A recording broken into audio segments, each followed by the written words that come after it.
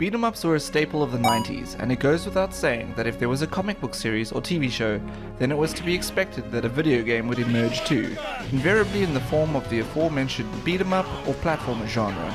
Cadillacs and Dinosaurs was based on the Xenozoic comic book series, and the game was released as a tie-in to the 13-episode animated series. I have a vague recollection of the show, and while it certainly shows its age now, I've always had fond memories playing the video game at my local arcade, so I decided it was time to revisit this game and see if it's still good today. Released by Capcom in 1993 for the cps-dash, an enhanced version of the original CP system released a year before the CP System 2, Cadillacs and Dinosaurs was yet another beat-em up in the long line of Capcom releases, and while it certainly does tick all of the beat-em up boxes, there is unfortunately not enough here to really set it apart from previously released titles such as Streets of Rage or the plethora of subsequent titles that would emerge thereafter. Of course, this doesn't mean that it's a bad game.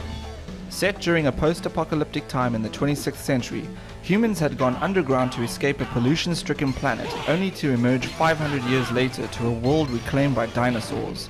The plot follows mechanic and shaman Jack Tenrak and his companions, as they go up against the Mad Max-esque Black Marketeers gang,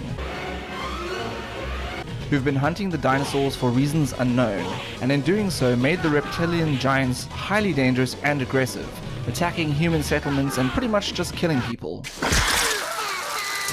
You are required to make your way to the city in the sea, where it is suspected that the gang's hunting network is operating from, as well as ascertain the origin of the various half-human, half-dinosaur experiments that have emerged.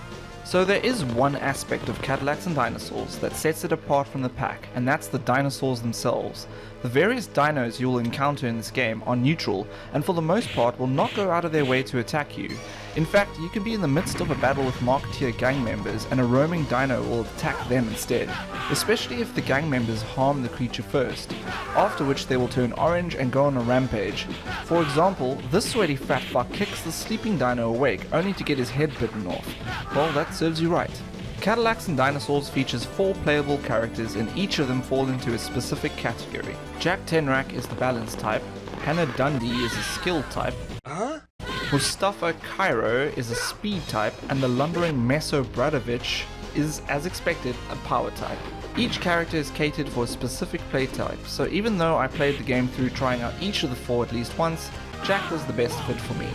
Of course, each character is capable of the standard moves and attacks such as punching, kicking, jump attacks and so forth, as well as health depleting special moves, which I never figured out how to do. Well, maybe I would have if I had known they existed in the first place. There are also various pickups such as shotguns, Uzis, knives and grenades with which to dispatch your foes, and should you be killed off, punch that dick in the face, continue and you will start off with a handy bazooka. The gameplay is perfectly balanced for the most part, and kicking and shooting your way through the game is a satisfyingly solid experience, especially when you're beating poacher scum into the ground. You're safe now, little guy. Cadillacs and Dinosaurs uses the standard mold for the genre. Most of the game consists of side-scrolling beat-em-up sections. It has a novelty driving stage stuck in between as you make your way across the desert to Jack's garage, and in true beat-em-up fashion there's an elevator level. Why is there always an elevator level?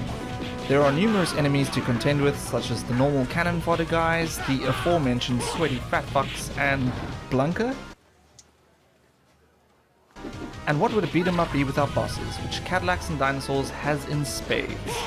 So as I mentioned earlier, while Cadillacs and Dinosaurs is certainly not a bad game, there is just nothing really new or memorable about it that makes it stand out from the pack. And this applies to every aspect of the game, as its soundtrack is a forgettable mix of techno tracks which has certainly disappeared into the ether of time, unlike musical masterpieces such as Yuzo Koshiro's Streets of Rage composition, which has been remastered many times over on vinyl and CD and is still enjoyed to this day. It must be said that the graphics are great though, nice and clean, typical of a Capcom game, and the dinosaurs are also quite nicely animated too. Cadillacs and Dinosaurs was certainly an eye-catching release back 1993, which is most likely the reason why I liked it so much back in the day. It is unfortunately a product of its time with cringeworthy moments such as this, as well as a few localization problems with the expositionary sections. Simply put, there have been many beat 'em up releases that just do the job better than Cadillacs and Dinosaurs. So while this one is still good today, beyond nostalgia, there is nothing here that really warrants repeated play, as there are simply so many other superior games to choose from. So that's it for this week. Thanks for watching. If you enjoyed this video, give it a thumbs up, leave a comment and subscribe. Until next time, cheers.